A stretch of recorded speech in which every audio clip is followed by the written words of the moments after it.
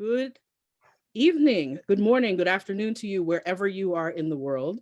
I am Tigris Osborne. I'm the chair of the National Association to Advance Fat Acceptance, and welcome to the NAAFA, not quite the NAAFA webinar series. Today we're having a special episode of our fashion show, Ahead of the Curve, featuring our Director of Fashion Industry Relations, Marcy Cruz, also known as Fearlessly Just Me. And Marcy will introduce you to our special guest today. Before I turn it over to Marcy, I just want to thank you all for being here.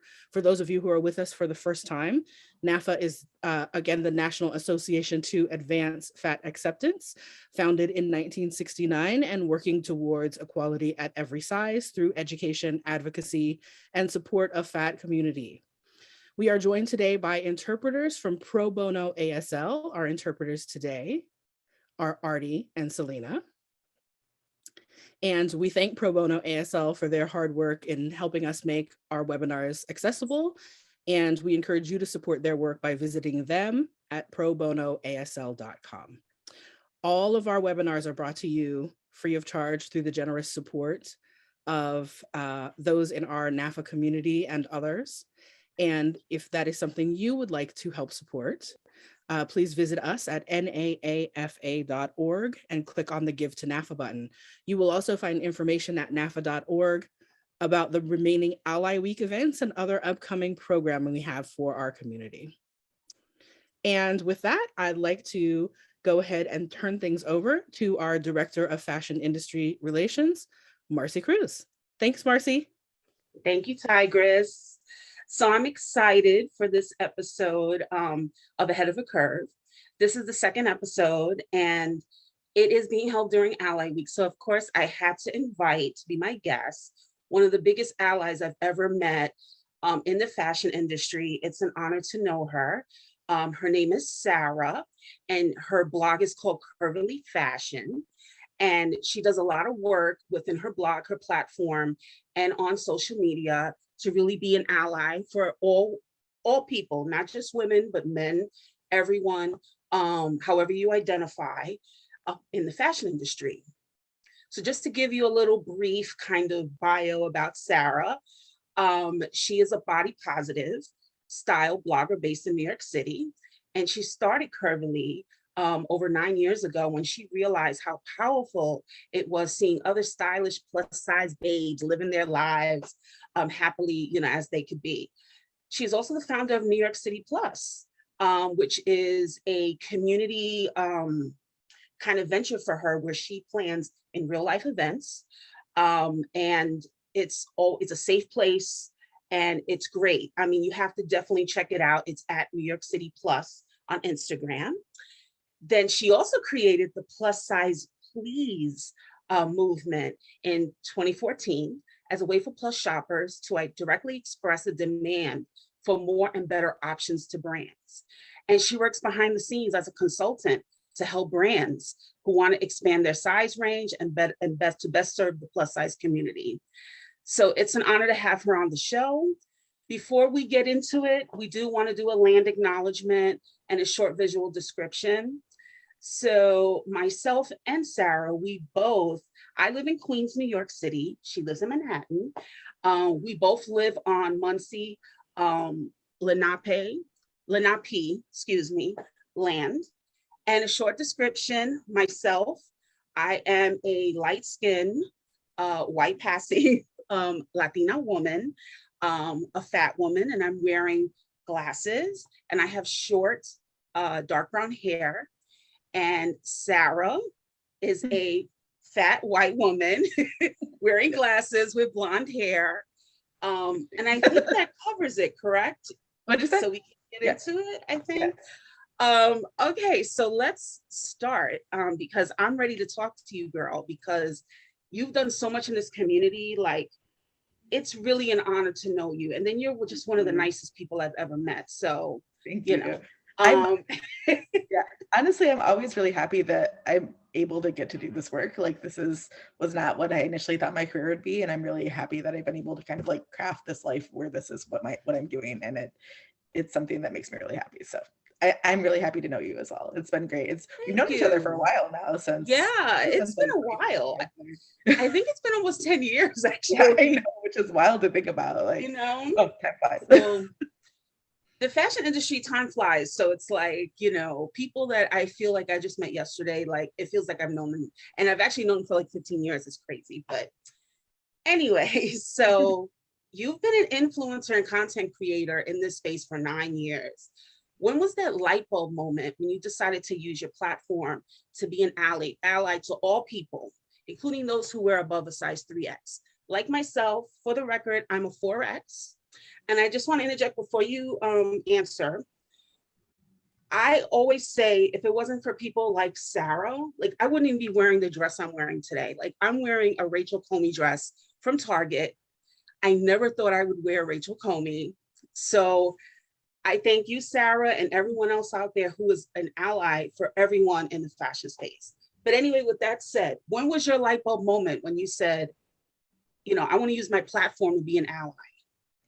I feel like when I talk about light bulb moments, I have like my like founding light bulb moment where I first decided to be a blogger, and that was, I felt really badly about I grew up always loving fashion. I literally was a child that like would look at fashion magazines at the library, and then as soon as I hit puberty, I was a beanpole child, and then I was fat. Like there was no in between for me. It was like puberty and like, this is your body now.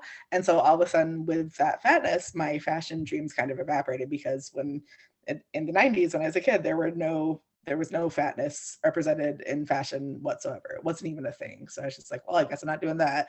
And then fast forward to like 2012, I started following a whole bunch of plus size bloggers, because I did that because I was researching Gwynnie Bee, which is a company that I was like, is this legit? Let me see. Like I'm very research oriented. So I was like, let me make sure this is real. And through that, I found all these plus size bloggers.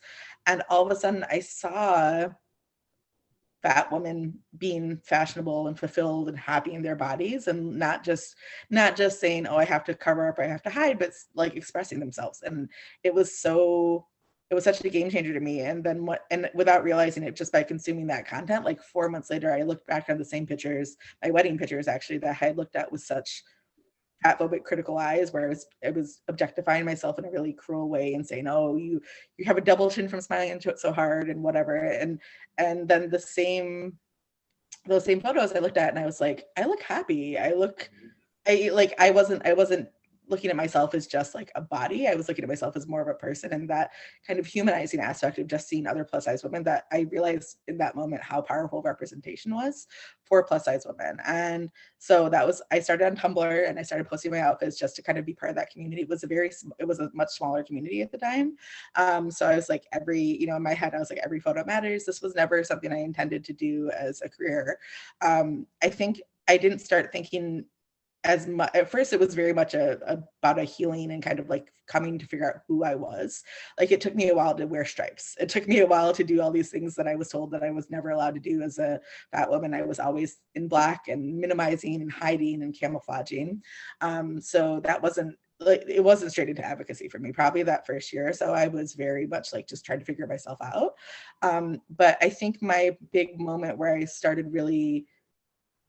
starting to get a few more, I had probably had like 2,000 followers or something at the time, but I was like starting to get a little bit more of a community, and I saw that our voices had power. And then one day I created the plus size please movement, which was something for people to say directly to brands, hey, we are the most populous market, make this in our size so we can buy it. We have money, we want to spend it. Let us do this. And I figured I'd appeal to the capitalist nature of businesses, because a lot of them are not doing things out of the kindness of their heart. They're not making clothes for the good of it all. They're doing it for money. So it's like, look, we are the most populous market. Let's stop ignoring us. Let us be part of this. And then from that, and then just also following so many other incredible women, Black women of color especially, that really were founders of this community. Our mutual friend Maddie, who's been in this longer than all of us, a lot of people like that who were really, I started to see in different ways where I could continue to use that and push for advocacy. And then building up myself as a person in fashion has been a struggle in and of itself, because there is very much the fashion industry as a whole, there is a big you don't deserve to be here that kind of comes to anyone who tries Mm-hmm. to go in fashion. I know we had that experience at the Torrid show, Yes. at the Torrid New York Fashion Week show. This was maybe 5-6 years ago. But even though it was Yes. a plus size fashion show, there were still people acting like us plus size people in the audience weren't meant to be there. It was a very Mm-hmm. bizarre thing. It's like, this is literally a show for plus size people, and we were still being treated as outsiders. That effect is magnified when I'm at a show that doesn't have plus, or will not have plus size on the runway. But I still think it's important to show up and kind of be a presence. And there's a lot of, can I cuss? there's a lot of shit. Yeah, you can say that. But there's a lot of crap that comes with it. Yes, definitely. Anytime you're kind of pushing or pioneering, and like, I don't consider myself a pioneer, but I think I am somebody who's pushing into spaces that don't necessarily have plus size people or haven't been accepting of that. And anytime you're doing that, anytime you're pushing yourself into spaces where you haven't traditionally been welcome, you're going to get pushback, and you're going to get rudeness, and you're going to get rejection, and you're going to get a lot of this negative, just this crap, so like I kind of deal with that. And then as I've slowly, and it's been slowly, like I said, I've been doing this for like almost 10 years now, which is wild. Yeah, it's gonna be 10 years. Yeah, it'll be 10 years in the next January, and it's like that's we're nearing a decade. That's pretty insane. Or not insane, it's pretty wild. But I think one of the things that I try to do is the more power, like, and I put that in quotation marks because I'm still one person, and but the more platform I get, the more attention I get, the more chances I get to write for something, or if I get to be in a room with people who might not have considered this, I try to always use that to raise, when is your size expansion? So when you're expanding sizes, not like, are you, but when are you doing it? And I always try to exactly frame it as something that something you should be doing. Like, this is expected. This is what is necessary, what's required, and what you should be doing. I try to leverage it and speak about it in ways that will appeal to their sensibilities and appeal to their motivations. And so for me, it's just been, I've been very grateful to be part of the plus size community. It's given me such a purpose, and it's given me fulfillment in a way that no other career I've done has. I was a lawyer before this. I'm still like licensed, but I don't practice anymore. And I got to do cool work there, but this is the thing that really makes me feel fulfilled, because I feel like I'm in my path and doing the work that I need to do. And so I'm happy that there are people who paved the way before that. And if I can bring other people in, if I can bring other people up, I always want to do that. And I always want to keep pushing what fashion considers fashion. And that is, but isn't that what it is about though? Like, we're here, but we're pulling up people. Exactly. We're kind of like a chain. Yeah. It's very empowering when you think about it, because we're leaning on each other, and I think that there are people in the community, in the fashion community, that don't give credit or due to those who came before us. Yeah. And I get it. If you're new coming into the scene and you've only been following bloggers that are maybe 5 years old, or you're following bloggers that have had a big following, Gabby Fresh is huge. Yeah. And she has paved the way for a lot of people, because I remember when she won the MTV VJ contest. Yeah, no, I remember that. That was wild. 2008, was it? Yeah. That was the first time that I saw her, and I was like, yes, even though she was a smaller fat, she was she was going into a space that we haven't been in. So, but I also think there's people before, like, a lot of people don't realize, like, the earlier pioneers in the plus size fashion industry, like, they didn't have Instagram. Mm-hmm. They didn't have social media. Like, this was all about events, hitting the pavement, flyers, word of mouth, and really like relying on your community to spread the word, and then showing up. Yeah. So I think that when we look back at that, like, I think we should definitely give respect to those who came before us, because they really paved the way for all of us to get to the point we're at now. And it's so exciting now, isn't it? Like when you say, oh, well, when are you going to expand your size range? Like, more companies now are expanding their size range. Yeah. And it's not just, oh, I'm going to throw you a bone and I'm going to give you a 4X. Like I can't say the company's name, but I just got contacted by a luxury company that said they're going to go up to a 40. And I almost Nice. fainted. They're Oh looking my for a gosh. fit model. And I was like, oh my gosh, like, you know, and I think it's an exciting time. We still have a lot of work to be done, Yes. but I think it's people like you who are not afraid to use your voice. Like, don't discount that you're one person. Thank you. I look at it as you're one person in like a nation of people. You know, there's so many voices out there. Saucy West is out there. You know, even Gabby Fresh, you know, in her own way is an ally. You know, when they launched Creme, her and Nicole Mason. Yeah. I mean, Nicolette Mason, excuse me. Nicolette Mason is another one that she will be at a table with, you know, leaders from companies, and she'll say, you can't sell this without going above a 24. Yeah. Like, I was told that she was like repping for us over a 3X, and I was like, what? Like, I was surprised, but I was pleasantly surprised because someone No, with her platform, you know.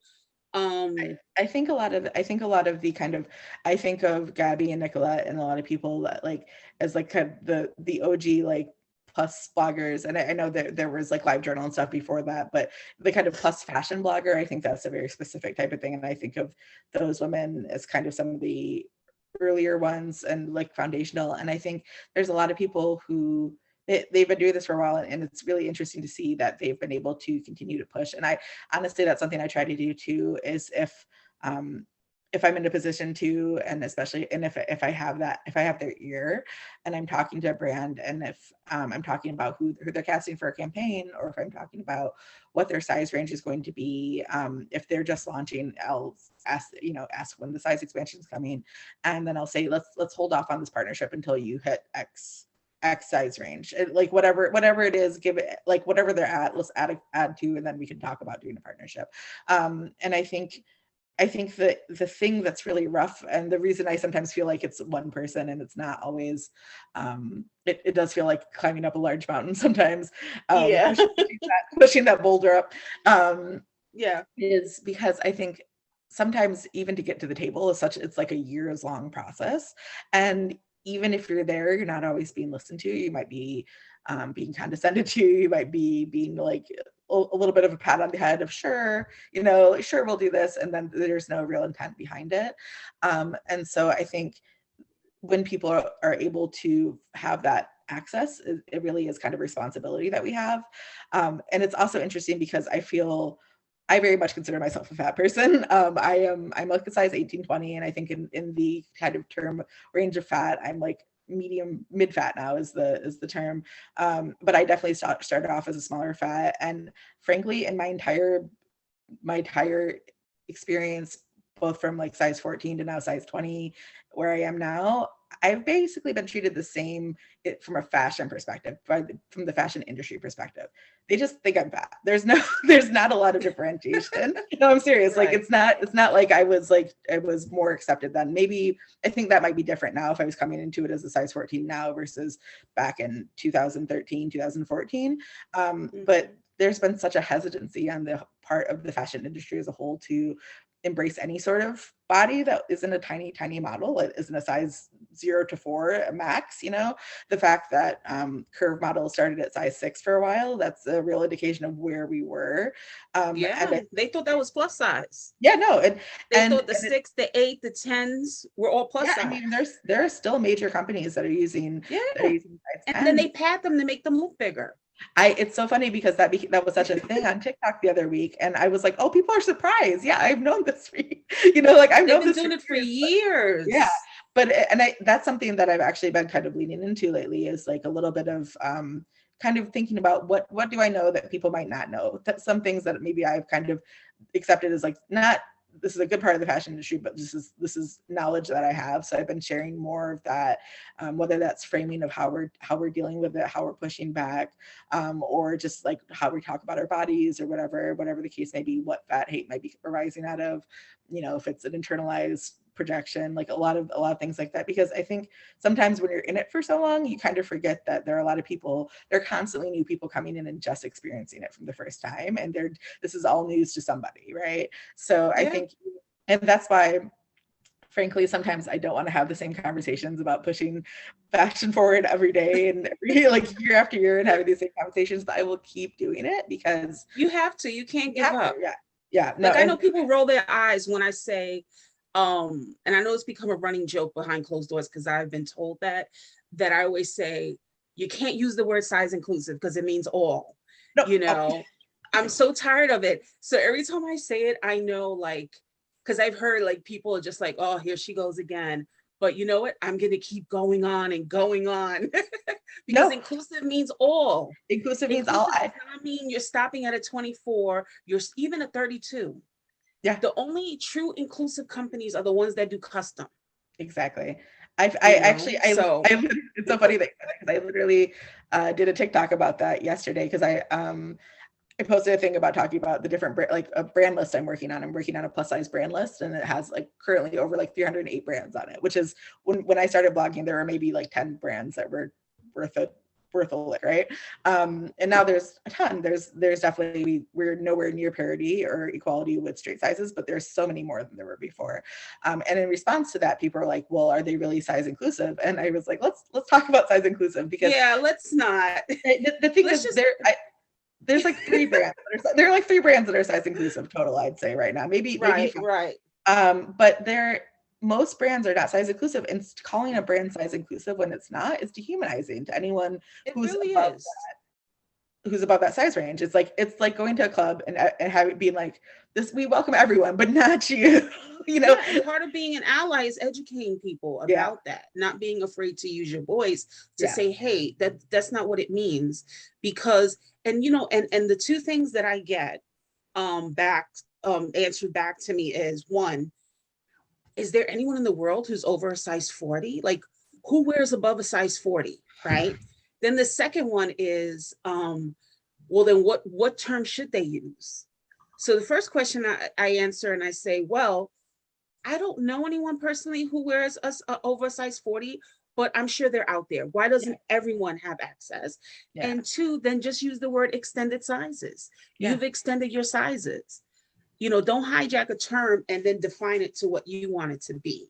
No, totally. So this is why we have to keep speaking, you know, and part of that's the part of being an ally that's very hard because you are going to be met with resistance Oh yeah, because there are going to be some people that are not going to want to hear what you're saying, but that doesn't mean you have to stop speaking about it, you exactly. know. So kudos to you Thank you. um for No, keeping that going yeah, because no, it's pretty hard. it's something I've been very I'm very passionate about talking about because I do think it's size inclusive seems like a very easy buzzword, and it's really been turned into that. And Yes, I've seen that the press releases I get, they're like our new size inclusive line, and it goes up to a double XL. I'm like, that barely hits the average. Like that's it not really size inclusive. does. You are barely covering the average. Let's be real.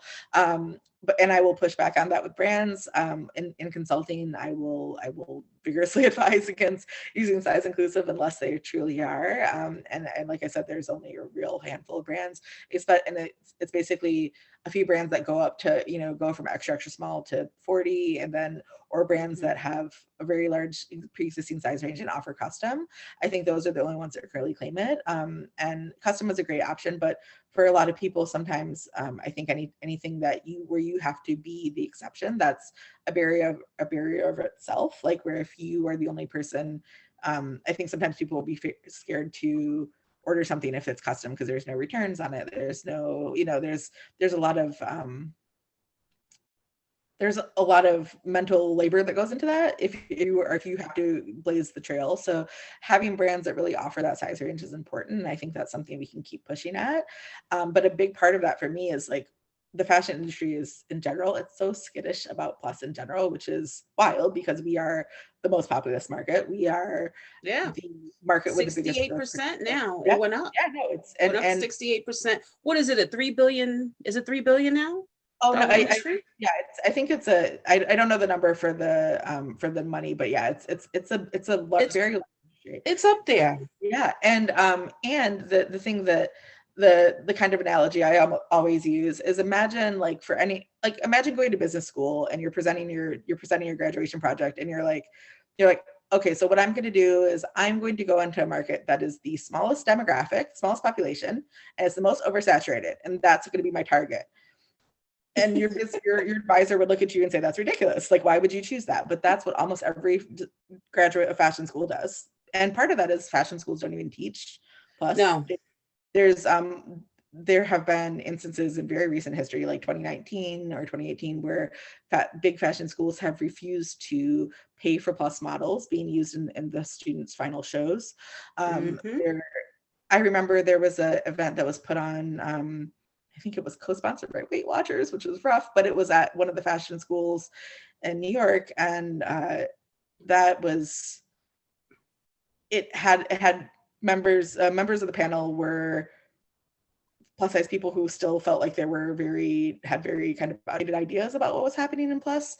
And at the end of that, they asked the person leading was like, well, after hearing this, how many of you would be interested, for the student side of the audience, how many of you would be interested in doing plus size? And out of a group of like 100, maybe like 7 people raised their hand. Wow. And it wasn't surprising, because it was presented as a very dour, kind of down, like a burden almost. And so because of all the kind of unlearning and reframing we have to do, I kind of think of fashion as like a skittish animal almost sometimes when it comes to, because like I think one of my concerns is if brands see that if you don't get it absolutely perfect at the outset, that you're going to get roasted to flames and burned at the stake. I think they're not going to. I think they're just going to back away slowly and not do it. And I don't think that's justifiable. I don't think they're right for doing that, but I think that's a reality, like a reality concern, right? Like I think the best thing would be for companies to just go ahead and be like, all right, I'm going to do this. I'm going to figure it out. I'm going to not deal with, like, I'm not going to let myself be derailed by pushback, and even especially if it's warranted pushback. But I don't think that's the case necessarily. I think a lot of companies. Well, it's an investment for them also. Exactly.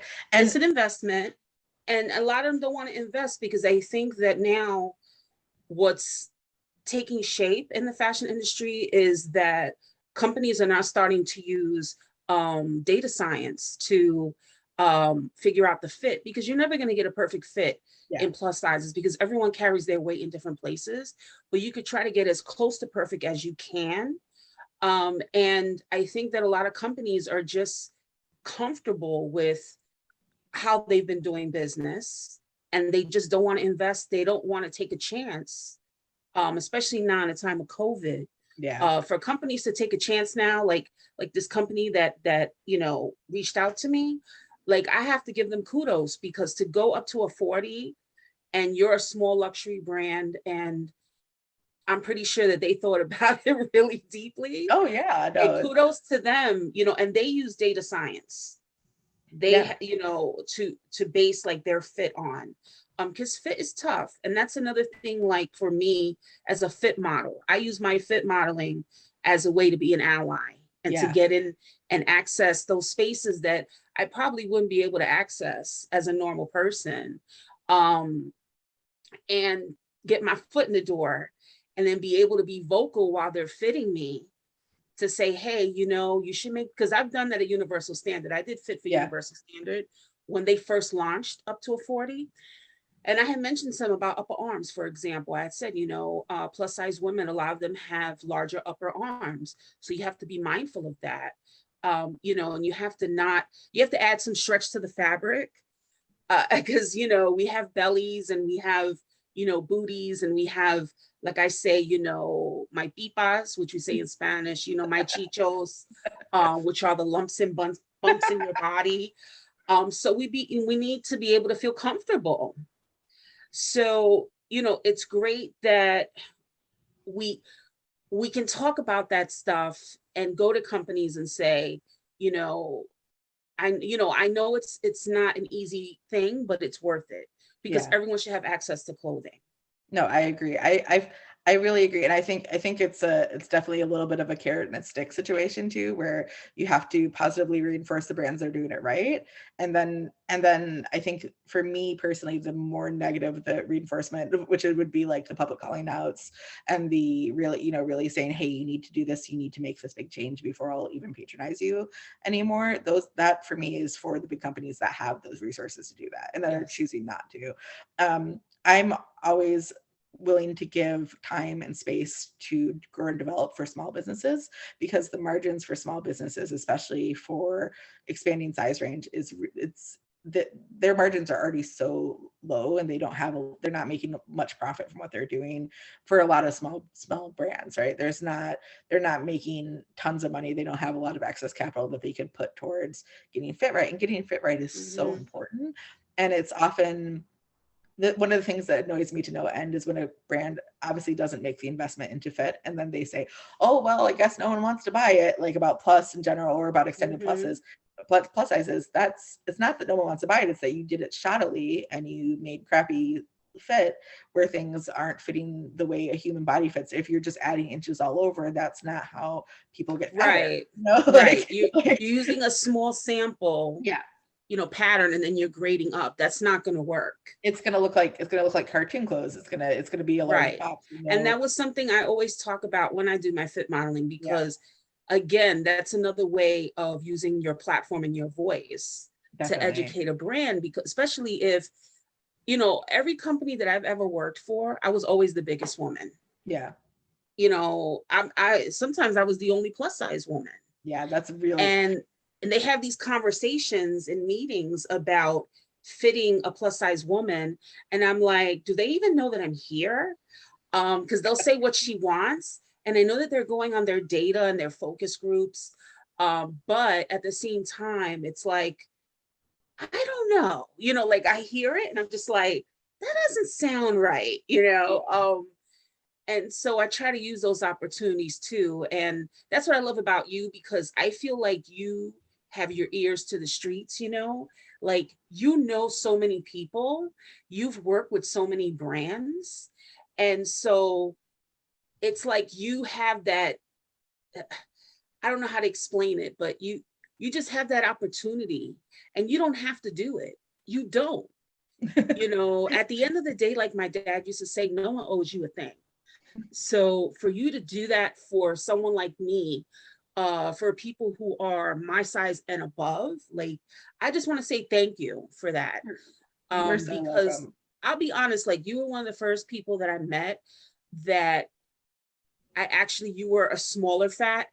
And I actually liked you, because I used to feel a way about smaller fats. There was a lot of resentment, because I was like, why do they get all the cute clothes?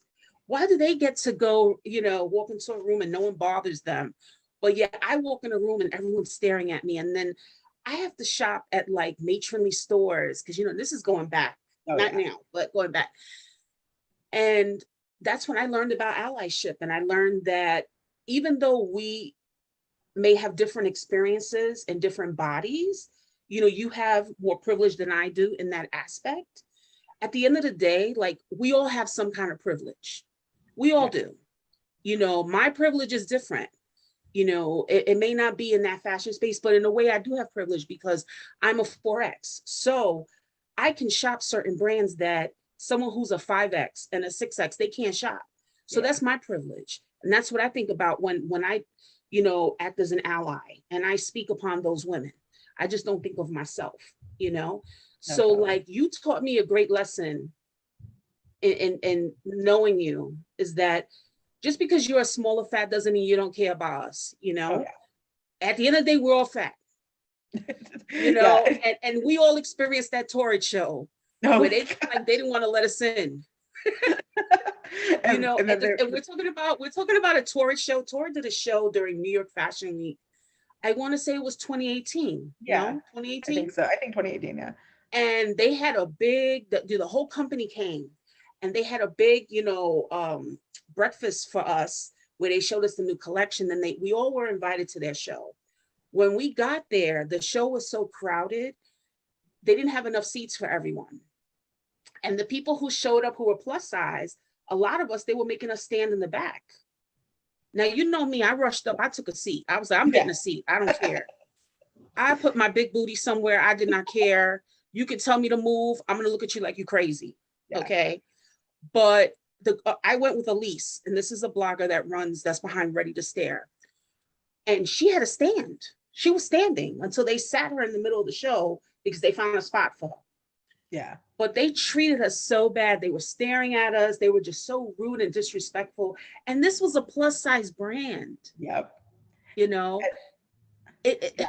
It was, you and know, for me, so I honestly I was used to it at that point because I had been going to I started going to Fashion Week actually with the very first plus size to ever show, like line to ever show at New York Fashion Week, which was Kabiria in 2013. yes, And yes. that was like she had like a capsule collection, and then she was a part of a group show, but it was the first time a plus size designer showed at Fashion Week, and that was when I started going, and I've been going ever since. So like many seasons in now. And I at the time I was just kind of, at first I was just grateful to be there.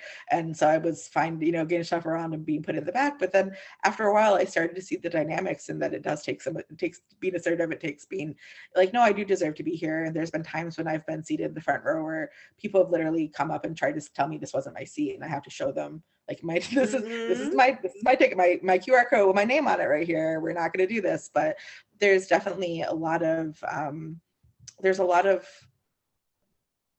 hesitant, like not even hesitant, like there's a lot of resentment for people that are pushing their way into spaces where we haven't been before. And I think it was a particularly galling to see that at a plus show.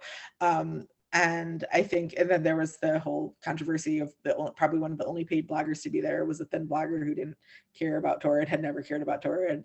And it just kind of showed the disconnect between the fashion world, whereas I don't think the people we knew at Torrid were the ones who made that decision. It was the PR company, right? That hired that famously photoshopping herself thin blogger. But the fashion world thought it would be really great to have this big name in fashion there, even if she didn't care about it.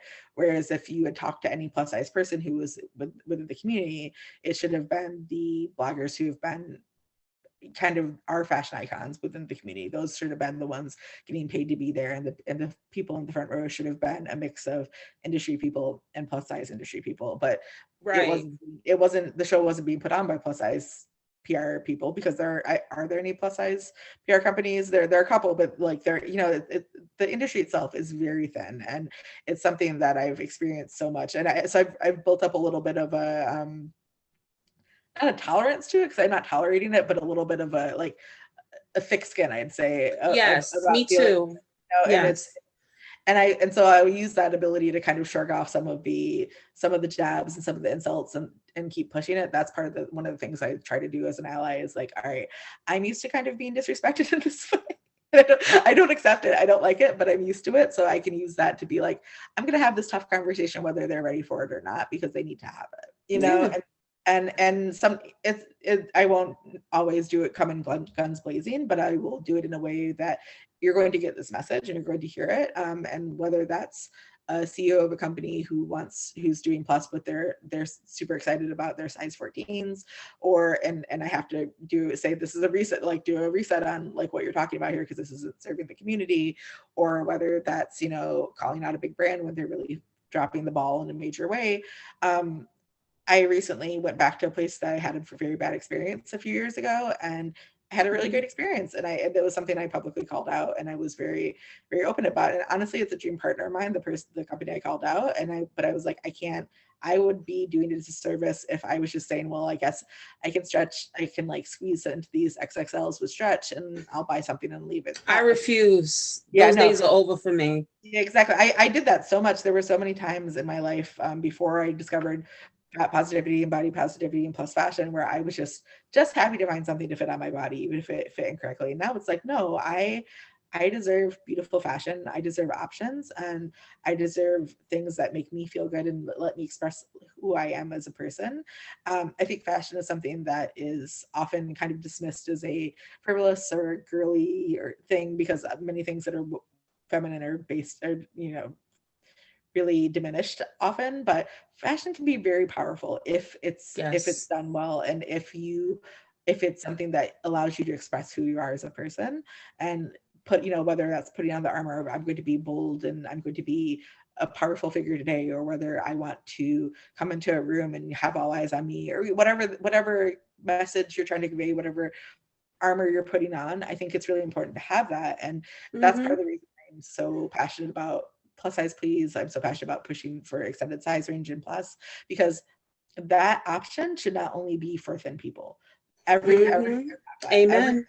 And frankly, most thin people already have that in a way that we don't. I've had people be like, well, why aren't you doing petite size, please? I'm like, go, by all means, go for it. You do petite size, please. I'm a short person. Petite plus size would be great, but I'm not focusing on that. I'm focusing on the most underserved, which is plus size people, and especially extended plus size, and now as more brands are starting to realize they have to have some plus. Now we have to, once they see that market is there, and once they are seeing that this is a vibrant market full of people who have money and want to spend it, and we are customers that you want to have, we're your loyal customers for the most part. Like, if you look at the data, we are customers that are very valuable for companies.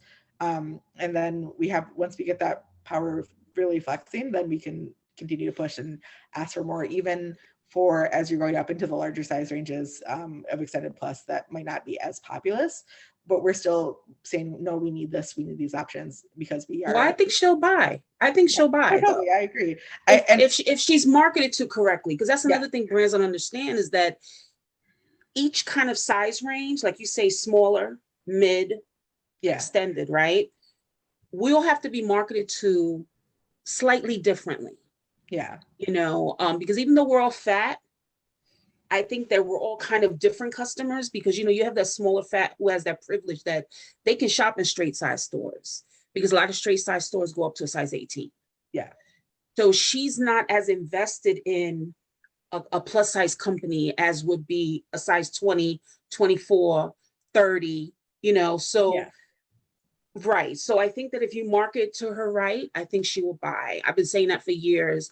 No one has believed me until now. I feel vindicated. Because there are a few companies I consulted with that they were so against extending sizes, and I kept Adam. Yeah. Now they're extending sizes. Yeah. They're like, oh my gosh, she's buying. Yes. No, I think anyone would buy something that they really want if it fits them well. And like you said, it's their perfect armor. And it doesn't have to be fancy. It could be someone who dresses masculine. Yeah. And just wants to wear like a suit, or like just a t-shirt and jeans that just fit like money, and feel good about themselves. Like, who doesn't want that? Exactly. So, and I think one of the things that's so interesting, the marketing aspect is so important, and that's something where companies often, again, that's another one where they'll drop the ball and then shrug and say, well, I guess no one wants plus. It's like, did people even know you have plus? Loft comes to mind. Yes. Where they gave it up. They're like, well, no one was buying it. It's like, of course no one was buying workwear in year one of the pandemic. Like, no one was in the office wear wasn't selling. That doesn't mean people aren't buying it. I actually I have a big guide that I wrote on my blog, a workwear guide, that I wrote in a response to a whole bunch of my readers saying, I don't know where I'm going to shop for clothes anymore once they discontinue their plus size line. And I make sales off that every single day, because I have my analytics and see what people are buying. People are buying clothes every single day from that. And that's a post from over a year ago now. And people are like Googling it. It's coming up. Like, people are looking for this. This is something that there's such a demand out there, and for companies to not market it correctly and then say, oh, I guess no one wants to buy it, is a huge problem. And I think part of that is really they need to employ plus size people. We both do consulting, and people who know the business, like, who have that insight, because like you said, that experience where you're talking about being in a room and they're all saying what plus size women want. Right. So, pay the allies. Yeah, no, pay us for our labor. Exactly. It's like I'm happy to do that. We do it for the passion, but wouldn't it be great to get paid for our labor? Like, I've honestly seen I've seen so many PR clusters that could have been fully avoided with one $150 call with me. I started charging for many years. I didn't charge. I just, so you want a phone call with me? Because I was just so happy to talk to a brand and say what I thought, and and say you have to expand your sizes. But then it got to a point one day, a friend of mine said, you need to be charging these people, because that's your labor and your time. And I understand you're being an ally, but they're going to make money off of the advice that you're giving them. So you should get paid. I think there's nothing wrong with paying the allies, Yeah. No, because it's a win-win, and but anyway, we could talk about this all day. yes. So, and we're nearing the end. I want to have Okay. time for Q&A, but I want to ask you, how can smaller fat fashion influencers be better allies? And that's our last question. Okay. All right. So I think the ways that have been effective for me are one, don't forget you have negotiation power. I'm like I said, I'm a lawyer, so I think that comes a little bit more naturally to me than most people. But when a contract is presented to you, that doesn't have to be the final contract. You can negotiate into that you would like to bring in one new plus blogger that they haven't worked with for a campaign. You can negotiate and stipulate that you'd like that to be a woman of color or a larger fat person, somebody who hasn't been represented but still within their size range, that would still be part of their market, right? I found that to be, when I'm able to do that, if it feels really good, I'm like, okay, cool. I'm making progress inside and outside of my kind of platform. It's not just what's going on Instagram. I'm able to do these things behind the scenes. And it feels good. So I think that's definitely another win-win, where you're like, this is helping pushing fashion in the direction I want it to go, which is actually inclusive, actually showcasing bodies that aren't just the smallest plus bodies. So use your connections, use your voices, your the chats that you have with brands, when you're talking to PR people, when you are at those events. If you can bring a guest, bring someone who might not have been one of the top earners on whatever, or like one of the top bloggers on whatever list that they're looking for to recruit people to work with, but bring someone in who makes beautiful content and is a larger plus size person, or is a creator of color that might have been overlooked, and see what you can do with that. Make those introductions, facilitate that as much as possible. Bring people's name up when you're not around, when they're not there, and you get a chance to do that. Just even if it's not something you're negotiating fully into a contract, the more people hear about a creator, the more people hear about other larger fat creators, the more they know that this is something people are looking for. And some of it is bigotry, some of it is just the general like distaste for fatness that happens in the fashion industry. Some of it's also just ignorance. Some of it they really don't know what they don't know. So help them know what they don't know. Help them know how they can solve that, right? If you're able to do that. And though I do charge for consulting, I also will give some tidbits here and there for free, especially if they're advancing the kind of larger mission, which is that more inclusive future where fashion, we can say something size inclusive and it's not a misnomer, Right, exactly. And I swear my eye twitches every time I hear size inclusive. It gets me so fired up. I'm so sorry. It's just like, oh my gosh. Yeah. It's a trigger for me, I swear. Like, and I mean, like I get so angry. Yeah. I get so fired up, and I have to like walk around and kind of like calm myself, because it's just, it's horrible. No, to exclude anyone using that word. No, I think the thing is, New York is New Yorking. I think part of it is that it is a very much it's a goal. Size inclusive for the most part is a goal. It is a beautiful utopia that we are working towards. Is not what we have here. And like I said, there's a couple brands that are nearing it, but none of those brands are perfect, and none of those brands are going to serve everyone. And I think that's another thing that I try to stress in the work that I do and the brands I showcase. Not every brand I work with does the full size range, but I do try to feature ones that have better, more extended size ranges. But I don't think that it's I think as plus size people, we're kind of used to only having a few brands to look to, and we expect one brand to be everything for us. That's not how fashion works for straight size people.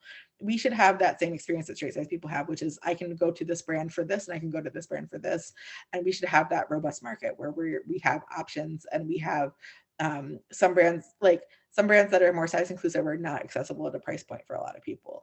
But if we have that's a whole other conversation. Exactly. Yeah, but then there's other brands that are more accessible for price point, and they're not fully size inclusive. And some people will be like, well, we shouldn't support this brand at all because it doesn't come up to the full size range. But then there are so many people who need that. Something that comes to mind is the Old Navy expansion, which was like, again, that was a PR call that I could have had. I've been like, guys, just put that last size in store, or just don't put it up. Like that was for people who aren't familiar. Recently, Old Navy expanded up to size 28 in store and size 30 across the board. 30 online. I think they should have just went up to 40. I think they should have just went for it. But if they were only going to go to 30, they should have put that last size 30 in store because for some reason. Exactly. And instead of the message being like, this is an amazing size range expansion, which it was a really big one for store, especially for like in-store shopping, which is something that's still so rare for plus size people. Instead of that, it became a quagmire of everyone being like, can you believe they didn't put this last size in store? Because why would they do that? You know, that's something where they could have used some plus voices that they were listening to in that decision-making process. But I still, even though I think they dropped the ball and I don't think they did a great job, I still think that was an important step forward, because for a lot of people who weren't able to shop in stores before, only if you can get stuff for cheap. You can go in there and you can get like a dress for yes. on the right day. They just had $6 leggings today only. And what I love is that with Old Navy, like right now, like my 3-year-old niece, she's always saying to me, Titi, I want us to dress the same. Yeah. You know, now 20 years ago, I'd be like, well, what do I say to her? Like, we can't dress the same, right? Yeah. Now I could dress the same with her. Like, and Old Navy is one of those companies that we can dress the same. And totally. She's all about that. She wants to twin with me because in her mind, she doesn't understand like, oh, Titi's plus size or whatever. I'm just Titi. She loves me. She says, you're beautiful. You know, kids are just so like pure like that, you know? So we have social constructs. What happened? I said fat phobia is a social construct, so they haven't learned that. Yeah, yet. You know, and I try to, you know, she's not old enough yet to really for me to like lay the heavy on her, but the day is coming, you know. Yeah. So and that's another form of allyship too.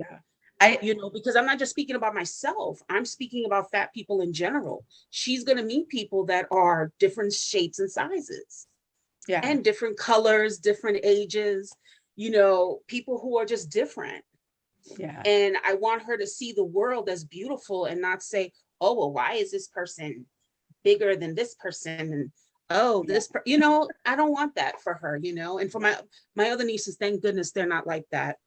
Yeah. My older nieces. So it's, you know, I'm sure you've been a good voice for them, you know, like I think representation is so important, and like whether that's someone powerful that they have in their life, like they have you, or whether it's for some people they're not going to have that in their personal life. So seeing online is important for me. Seeing empowered plus size women online changed my entire self-perception. It changed my life. Like it straight up changed my life. And so I think that's why it's so important that we keep pushing for progress, and like even if it's not perfection at every moment, as long as I want to see things continue to move forward, and I want to continue to use each step as like new ground gained, and then we can keep pushing for more. And that's kind of my my allyship strategy is like, I'm going to keep pushing forward. I'm going to keep getting a foot in the door, getting a solid, you know, place to stand, and then keep pushing for more. Like, I think that's kind of my thank you. But yeah, I think that's a great way to end this conversation. I could talk about this all night. I know you can, and I could too. And I don't want anyone here to die and be like, oh my gosh, when are they gonna be finished? Yeah. But I would love to take some questions. If anyone has any questions for Sarah or for myself, please type it in the chat. Yeah. And, you know, we'll answer if you have any questions. I will. I'm just seeing the chat. Tigress said the Weight Watchers should never be sponsored anything for plus size people. Health and fashion should never be in the same. Yeah. And I've said this many times before. Yes, should never, because your health should not determine what you should wear. Clothing is a basic need and right for every single individual. And so, yeah, dieting, you know, all that's talk about health. And I put in parentheses because, again, health looks different on everyone. It does. You know, just because you're thin does not mean you're healthy. Yeah. So, and that's a whole other conversation, but I just wanted to say that, you know, that topic should not be in the same sentence with fashion. Fashion is fashion. No matter what your size, your shape, you should rock it out the way you want to rock it out. Whatever clothes you want to wear, you go ahead and you wear them. exactly. So And sorry, I didn't need to. I hate when people throw like oh yeah. why is And Weight Watchers a sponsor? Like what? it was that was so unsettling because it was at a very prestigious fashion school, and it had some people who were big names in the industry, and I didn't know about the sponsorship until I got there, and then I was like, I am uncomfortable. Yeah, Yeah, yeah, but yeah.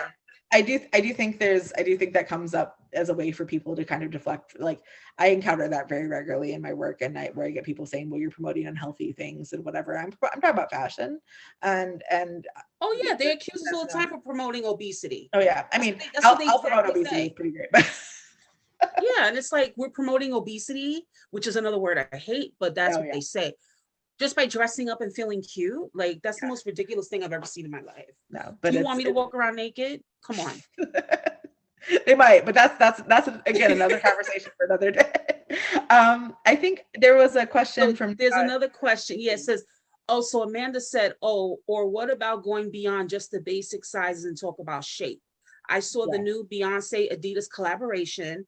It has a bunch of different fit options for men/women and unisex. Is that a trend?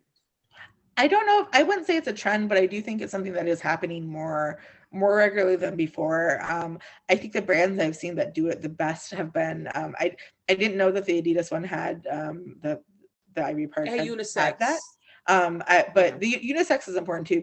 Like getting things for Mm-hmm. non-binary people and people who aren't Yes. traditional gender spectrum, that's super. And also the idea, something that happens often is that any like non-binary or gender fluid will be very drab and sad, which is not not accurate. So Exactly. Yes. getting things that are for gender fluid people that aren't just thin, I think there's sometimes when people think about like more androgyny or gender fluid, they really ascribe thinness to that, and they kind of ignore any sort of plus or larger body people for that, which is ridiculous.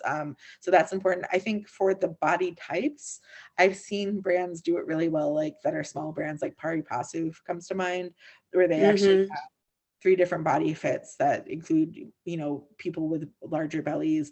Because a lot of if you see what brands fit on, it's almost always a mannequin or a dress form that has more of an hourglass shape. And that is a body type that exists. Mine is there, but I'm like an hourglass with like a belly. So even that is not going to work for me. But then some brands like Pari Passo and others that are doing more body type work, they are offering different fits, and that's a huge investment for them. That takes a lot of um, tech. It takes a lot of time and effort because you can't just size up everything. You have to figure out how it's going to drape and fall on each style.